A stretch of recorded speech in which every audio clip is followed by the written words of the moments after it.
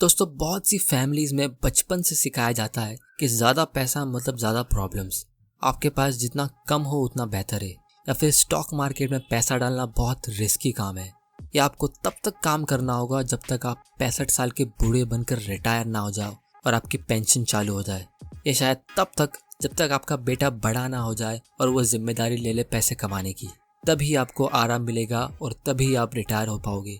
In fact बहुत सी families में पैसे या स्टॉक मार्केट को लेकर कभी बात ही नहीं होती है।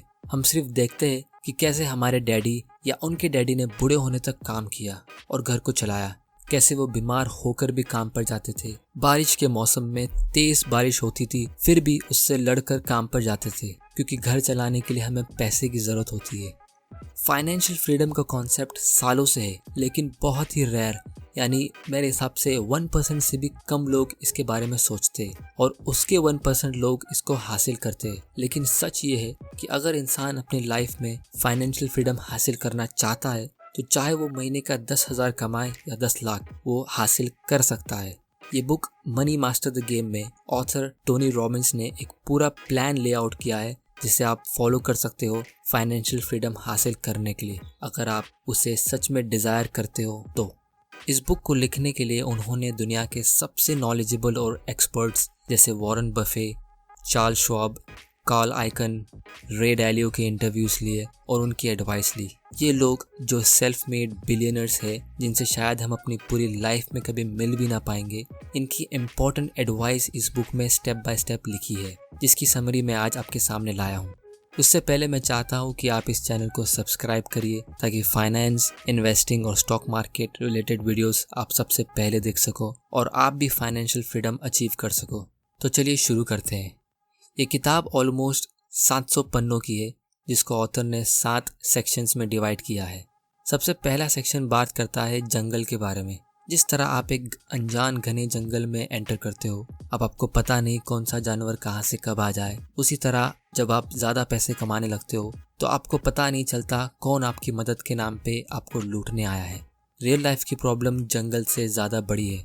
वो इसलिए क्योंकि जंगल में तो आपको साफ साफ पता होता है कि आपका दुश्मन कौन है। जैसे अगर आपके सामने एक शेर है तो आपको पता है कि वो आपकी जान लेगा ही। वो शेर आपको झूठी कहानियां नहीं सुनाएगा। लेकिन रियल लाइफ में बहुत सारे लोग जैसे fake coaches, stock market broker, bankers, financial advisors, जो ज़्यादातर अपना खुद का फ़ायदा देखते हैं। और ऐसे लोग उन लोगों की लाइफ में आते हैं जो थोड़ा ज़्यादा पैसा कमाने लगते हैं, और इसीलिए लोग न जानते हुए भी इनके शिकार बनते हैं। इनफैक्ट हम अपने खुद के दुश्मन हैं जब हम बिना लॉजिक के कुछ डिसीजंस लेते हैं, लालच में या आलस में आके। तो इसीलिए अगर आपको अमीर बनना है और सबसे इम्पोर्टेंट अमीर रहना है तो आपको सबसे पहले खुद पे भरोसा करना होगा, और वो आप तभी कर पाओगे जब आप इतने एक्सपीरियंस्ड या नॉलेजेबल होंगे। ये था इस बुक का step 1, welcome to the jungle. Section 2, know the rules before you get in. यहाँ ऑथर हमें सिंपल एडवाइस दे रहे हैं। हमें एक कंज्यूमर से शिफ्ट होके ओनर बनना होगा। इसका मतलब सिंपल है, आपको एप्पल फ़ोन नहीं खरीदना, आपको एप्पल कंपनी को ही खरीदना है।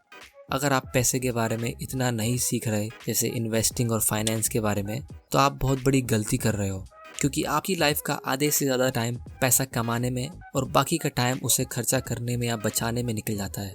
इसीलिए आपको इन्वेस्टमेंट के बारे में बेसिक चीज़ें तो पता होना एटलीस्ट ज़रूरी है। जैसे सबसे ज़्यादा प्रॉफिट लॉन्ग टर्म में कहाँ मिलता है, जिसका आंसर है स्टॉक मार्केट। हमारी इंडियन मेंटालिटी कुछ ऐसी है कि हमें लगता है रियल एस्टेट बेस्ट इन्वेस्टमेंट है या गोल्ड अच्छा इन्वेस्टमेंट है। अगर आप बहुत मेहनत करके अपने गल्ले में या बैंक अकाउंट में पैसे जोड़कर या शायद होम लोन लेकर एक दूसरा घर या दूसरी दुकान ले लेते हो, तो उसको आप रेंट पे चढ़ा के आराम से रह सकते हो। यही लोगों की सोच होती है कि फाइनेंशियल फ्रीडम मतलब दूसरा घर, दूसरी प्रॉपर्टी, ताकि उसका रेंट हमारे खर्चे के काम आ सके। लेकिन मैं कहता हूँ इक्विटी यानी स्टॉक मार्केट सबसे बेस्ट इन्वेस्टमेंट है। और ये सिर्फ मैं नहीं, दुनिया के सारे अमीर और एक्सपीरियंस्ड इन्वेस्टर कहते हैं। फिर बहुत से लोग कहेंगे, अरे स्टॉक मार्केट तो बहुत रिस्की है, उसमें पैसा डूबने का डर होता है। वो रिस्की है क्योंकि आपको उसकी नॉलेज नहीं है। फाइनेंस की दुनिया में बहुत सारे ऐसे रूल्स हैं जो आप गेम खेलकर ही सीखते हो, लेकिन ये आप रूल्स जितना जल्दी जानो उतना अच्छा है। जैसे ऑथर ने इस बुक में कुछ रूल्स लिस्ट किए हैं, जिसमें से एक है आप कुछ सालों की नॉलेज से मार्केट को इजीली बीट नहीं कर सकते। यानी स्टॉक मार्केट इंडेक्स फंड जैसे सेंसेक्स और निफ्टी से ज़्यादा रिटर्न्स कंसिस्टेंटली नहीं ला सकता। इनफैक्ट सिर्फ 4% actively manage fund index fund से अच्छा रिटर्न देते हैं कि 100 म्यूचुअल फंड्स में से सिर्फ 4 म्यूचुअल फंड इंडेक्स फंड से अच्छा रिटर्न देंगे लॉन्ग टर्म में। इंडिया में और हर जगह म्यूचुअल फंड ज़्यादा फेमस है, वो इसलिए क्योंकि इसकी एडवर्टाइजिंग होती है, इंडेक्स फंड की नहीं होती, और इसीलिए इसके बारे में बहुत कम लोग इसको जानते हैं।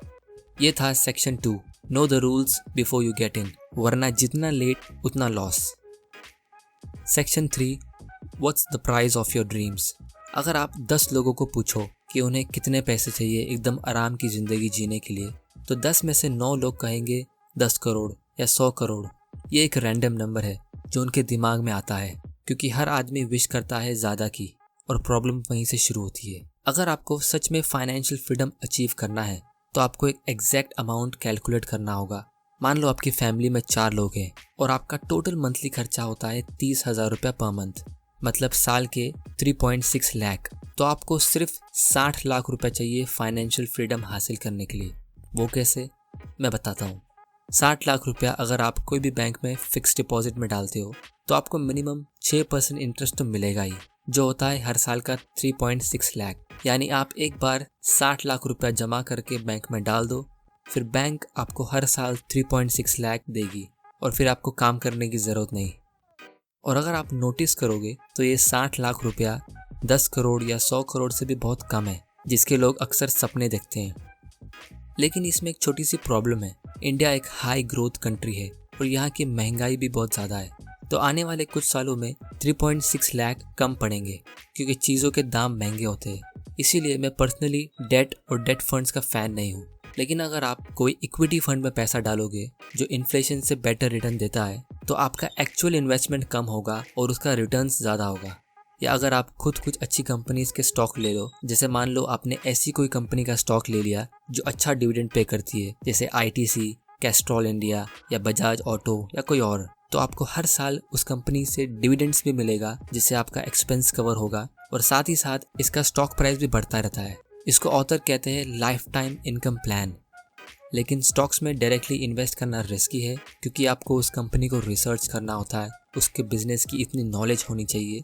यहाँ मैं स्टॉक रिकमेंडेशन नहीं दे रहा, लेकिन ये बता रहा हूँ कि हम अपनी लाइफ में आराम से ज़रूरी इन्फॉर्मेशन हासिल कर सकते हैं और अपना ड्रीम फाइनेंशियल फ्रीडम को अचीव कर सकते हैं। लेकिन ये सब तब ही होगा जब हमें एग्जैक्टली पता होगा हमें कितना अमाउंट चाहिए और हमारे पास उतनी नॉलेज होनी चाहिए। वरना अगर आप सपने देख रहे हो करोड़पति बनने के, तो वो शायद सपना ही रह जाएगा। इस बुक में ऑथर ने एब्सोल्यूट फाइनेंशियल फ्रीडम को अल्टीमेट गोल बताया है। जैसे आप एक बड़े पहाड़ का सबसे ऊंचा हिस्सा समझ लो। वहाँ पे पहुँचने के लिए आप अपने गोल को 5 छोटे गोल्स में डिवाइड कर दो। सबसे पहला, फाइनेंशियल सिक्योरिटी।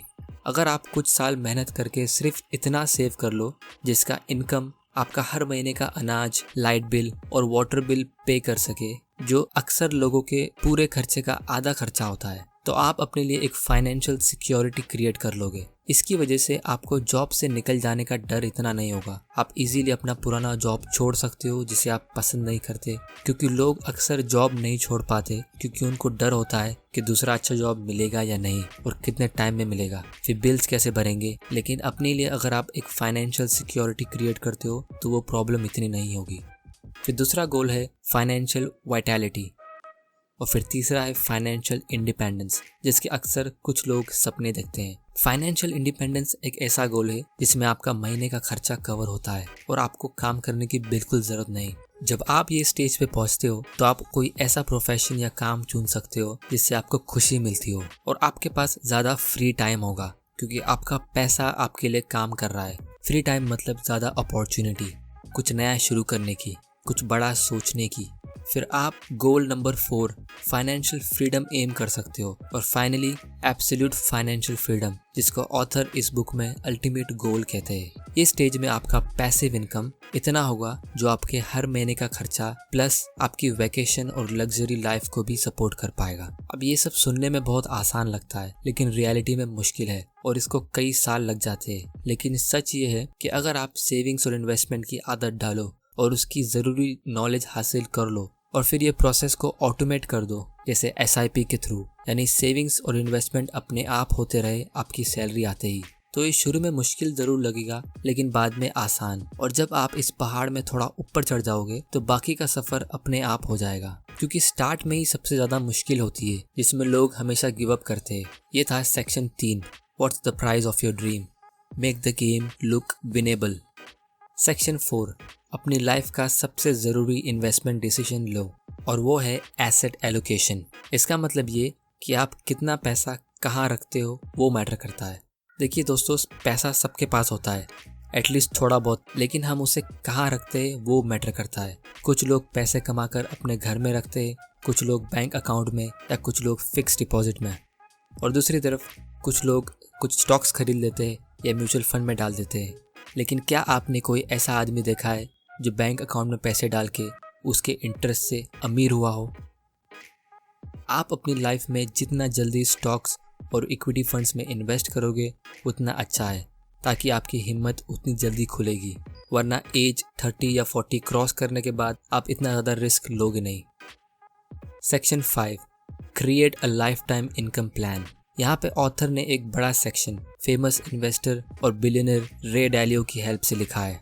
रे डालियो जो सिर्फ अल्ट्रा हाई नेटवर्थ इन्वेस्टर यानी बहुत ज़्यादा अमीर लोगों का पोर्टफोलियो हैंडल करते हैं, जिसके लिए वो बहुत ज़्यादा फीस भी चार्ज करते हैं, लेकिन उन्होंने ऑथर को फ्री में ये सिंपल स्ट्रेटेजी बताई है आपका पोर्टफोलियो क्रिएट करने की। वो ये है 30% स्टॉक्स में, 15% short term bonds, 40% long term bonds, 7.5% gold में, 7.5% कमोडिटीज़। और मेरे हिसाब से ये पोर्टफोलियो बहुत बढ़िया तरीके से डाइवर्सिफाइड है। मतलब मार्केट चाहे ऊपर हो या नीचे, आपको कंसिस्टेंटली इनकम मिलता रहेगा, क्योंकि इसमें ऑलमोस्ट जितने भी इन्वेस्टमेंट क्लासेस है वो सब इंक्लूडेड है, सिर्फ रियल एस्टेट छोड़ के।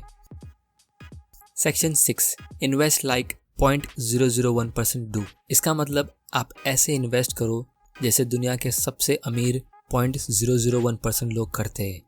इस सेक्शन में ऑथर ने हमें बहुत सारे अमीर लोगों के इंटरव्यू के नोट्स दिए हैं, जिसमें से कुछ इम्पोर्टेंट लेसन्स ये है कि मिडिल क्लास और गरीब लोग अपना सारा पैसा रिस्क करते हैं सिर्फ 4 से 8% प्रॉफिट कमाने के लिए, और दूसरी तरफ अमीर इन्वेस्टर्स यूजुअली कम रिस्क लेके ज़्यादा प्रॉफिट्स कमाते हैं, जैसे $1 पे $5 यानी 400% रिटर्न। ये तब होता है जब आपको इन्वेस्टमेंट की उतनी नॉलेज होती है, जब आपका माइंडसेट इन्वेस्टिंग का हो। जैसे मिडिल क्लास लोग अक्सर बुरे टाइम में, जैसे कि अभी रिसेंटली जो कोरोना वायरस की वजह से मार्केट क्रैश हुआ था, वो टाइम पे लोग अनाज खरीदते हैं लाइन में लग के। अमीर लोग वो टाइम पे स्टॉक्स खरीदते हैं, वो भी एकदम सस्ते प्राइस पे, जो उनको बहुत ज़्यादा रिटर्न्स देता है। Section 7, do it, enjoy it and share it. ये सेक्शन भी बहुत बढ़िया है, क्योंकि टोनी रॉबिन्स एक मोटिवेशनल स्पीकर है और उन्होंने बहुत सारी फेमस बुक्स भी लिखी है। पैसा आपको एक्सपीरियंस में खर्चा करने का मौका देता है, जैसे आप वैकेशंस पे जा सकते हो। अपने लिए फ्री टाइम खरीदने का मौका देता है, जैसे आपके लिए पैसा काम करता है। फिर ये फ्री टाइम आप अपने चाहने वालों के साथ स्पेंड करो, या वही पैसा आप अपनी सोसाइटी में ज़रूरतमंद लोगों को दो, ये आपका चॉइस है।